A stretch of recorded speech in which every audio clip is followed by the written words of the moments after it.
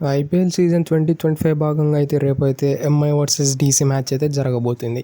ఈ మ్యాచ్లో అయితే ఆల్మోస్ట్ డిసైడెడ్ అని చెప్పుకోవచ్చు వీళ్ళిద్దరికైతే. ఈ మ్యాచ్లో అయితే ఎవరైతే ఓడిపోతారో వాళ్ళకైతే ప్లే ఆఫ్స్కి వెళ్ళే ఛాన్సెస్ అయితే తగ్గుతూ వస్తూ ఉంటాయి ఈవెన్.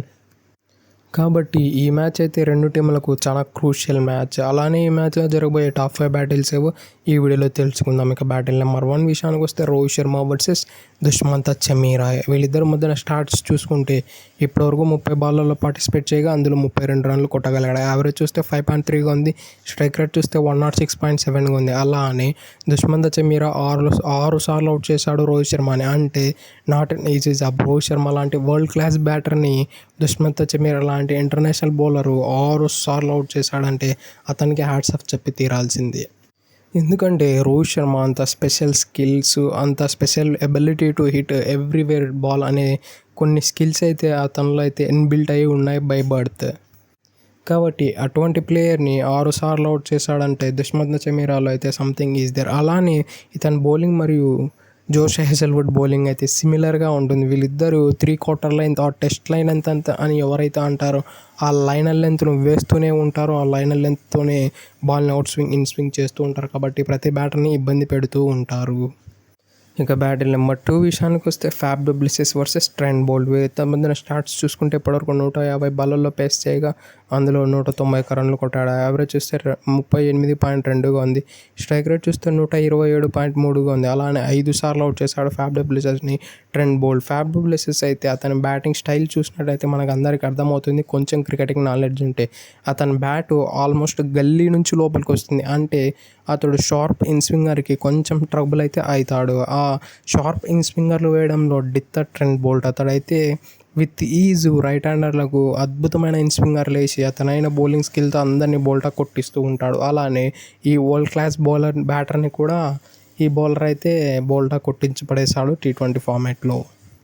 ఇక బ్యాటిల్ నెంబర్ 3 విషయానికి వస్తే కేఎల్ రాహుల్ వర్సెస్ జస్ప్రీత్ బుమ్రా. వీళ్ళిద్దరి మధ్యన స్టార్ట్స్ చూసుకుంటే ఇప్పటివరకు 118 బాల్లలో పార్టిసిపేట్ చేయగా అందులో 146 రన్లు కొట్టాడు. యావరేజ్ చూస్తే 73.0గా ఉంది. స్ట్రైక్ రేట్ చూస్తే 123.7గా ఉంది.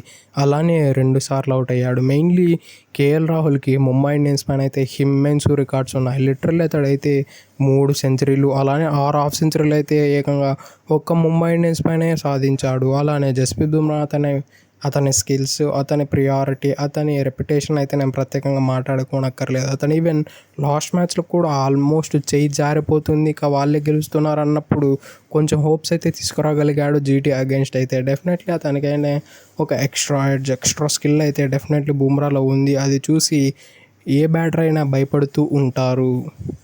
ఇక బ్యాటిల్ నెంబర్ 4 విషయానికి వస్తే తిలక్ వర్మ వర్సెస్ కుల్దీప్ యాదవ్. ఇక వీళ్ళిద్దరి మధ్యన స్టార్ట్స్ చూసుకుంటే ఇప్పటివరకు 32 బాల్లలో ఫేస్ చేయగా అందులో 57 రన్లు కొట్టాడు. యావరేజ్ చూస్తే 57గా ఉంది. స్ట్రైక్ రేట్ చూస్తే 178.1గా ఉంది. అలానే ఇంతవరకు ఒక్కసారి కూడా అవుట్ చేయలేదు కుల్దీప్ యాదవ్ తిలక్ వర్మని. మెయిన్లీ తిలక్ వర్మ అయితే స్పిన్నర్లకు చాలా బాగా ఆడతాడు. కుల్దీప్ యాదవ్ కూడా లెఫ్ట్ హ్యాండర్లకు అద్భుతమైన బౌలింగ్ అయితే వేస్తూ ఉంటాడు. తిలక్ వర్మలో ఉన్న స్పెషల్ స్కిల్ ఏమిటంటే ఆ స్విచ్ ఇట్ వల్ల కుల్దీప్ యాదవ్ అయితే నెగోషియేట్ చేయగలుగుతున్నాడు. కుల్దీప్ యాదవ్ అయితే లెఫ్ట్ ఆర్మ్స్ బ్యాటర్లకు పడి బయటికి వెళ్ళే బాల్స్ ఆర్ లెగ్ స్పిన్స్ అనేవి ఎక్కువగా వేస్తూ ఉంటాడు. అలానే అతని దగ్గర ఉన్న స్పెషల్ డెలివరీ గుగ్లీతో అయితే చాలా వరకు ట్రబుల్ చేస్తూ ఉంటాడు ఈ లెగ్ స్పిన్నర్ల మధ్యలో పెట్టి. కాబట్టి తిలక్ వర్మని అయితే చాలా ట్రబుల్ చేసే అవకాశం ఉన్నాయి. ఈవెన్ తిలక్ వర్మ కూడా కుల్దీప్ యాదవ్ని ట్రబుల్ చేస్తాడని ఇప్పటివరకు చూసిన స్టార్ట్స్ అయితే చెబుతూ ఉన్నాయి. ఇక బ్యాటిల్ నెంబర్ 5 విషయానికి వస్తే Abhishek Porel versus Will Jacks. ఇదైతే ఒక అద్భుతమైన బ్యాటిల్ అని చెప్పుకోవచ్చు. మెయిన్లీ విల్ జాక్స్ అయితే ముంబై ఇండియన్స్ దగ్గర ఉన్న ఆఫ్ స్పిన్నర్ లోట్ అయితే ఇతడు తీరుస్తూ అద్భుతమైన ఆఫ్ స్పిన్ వేస్తూ ఉన్నాడు. అతడు ఒక పార్ట్ టైం బౌలర్ అయినా సరే. ఈవెన్ ఇటు సైడ్ చూస్తే అభిషేక్ పోరెల్ ఒక లెఫ్ట్ హ్యాండరు, ఒక యంగ్ లెఫ్ట్ హ్యాండరు.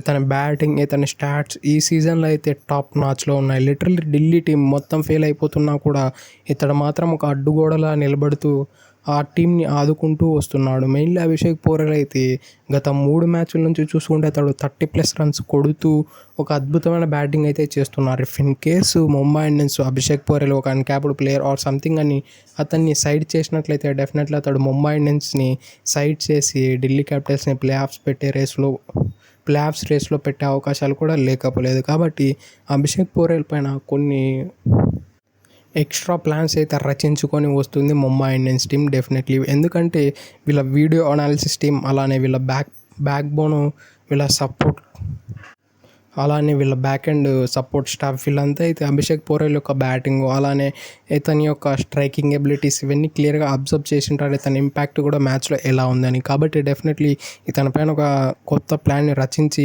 ప్లేయర్లకు ఇచ్చే అవకాశాలు కూడా లేకపోలేదు. That's it for today. ఇలాంటి మరెన్నో వీడియోల కోసం మన ఛానల్ సబ్స్క్రైబ్ చేసి డైలీ ఫాలో కండి. Thank you for it. Have a nice day.